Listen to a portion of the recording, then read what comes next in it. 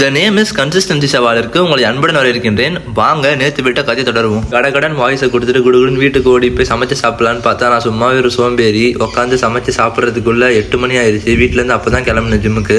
பரவாயில்ல அப்படின்னு சொல்லி கிளம்பிட்டேன். போகிற வழியில் வழக்கம் போல் 4 பழத்தை வாங்கி உள்ள தள்ளிட்டு அப்படியே ஜிம்முக்கு போயிட்டேன். நேற்றுக்கு நான் ஜிம்முக்கு ட்ரைபாட் எடுத்துகிட்டு போகல. ஆனால் என் ஜிம் பேக்கில் எப்போவுமே ஒரு செல்ஃபி ஸ்டிக் இருக்கும். இருந்தாலும் நேற்றுக்கு என்னமோ தெரியல வீடியோவே எடுக்க தோணலை. இந்த ஜிஎன்சி காரங்க வேற நான் ஆசையாக ஆர்டர் போட்டு ரிட்டர்ன் பண்ணி ரீஃபண்டும் பண்ணிட்டாங்க. சரி இதுக்கு மேலே இவங்களை நம்மனா வேலைக்கு ஆகாது அப்படின்னு சொல்லிட்டு நான் ஜிம்மில் இருந்து ஜெப்டோல எப்போ யூஸ் பண்ற மசில் பிளேஸ்ல கிரெடிட் ஆர்டர் போட்டுட்டேன். இதை வளைச்சு வீடியோ எடுத்துக்கு ஒர்க் அவுட் ஆச்சு வீடியோ எடுத்துக்கலாம். என்ன சொல்ல பரவாயில்ல விடுங்க. கலக்கலா ஒரு குழுக்கில் போட்டு அங்கே கிரெடிட் குடிச்சிட்டேன். வீட்டுக்கு வர வழியில பால் பாக்கெட்டை வாங்கிட்டு வீட்டுக்கு வந்து சேர்ந்துட்டேன். வந்து ரொம்ப ஒஸ்டான லைட்டிங்ல அதை வந்து நைட் டைம்ல நின்று போசிங் பண்ணலாம்னு சொல்லி தோணுச்சு. ஏன்னு தெரியல. சரி பரவாயில்லன்னு சொல்லி போய் பண்ணி பார்த்தேன்.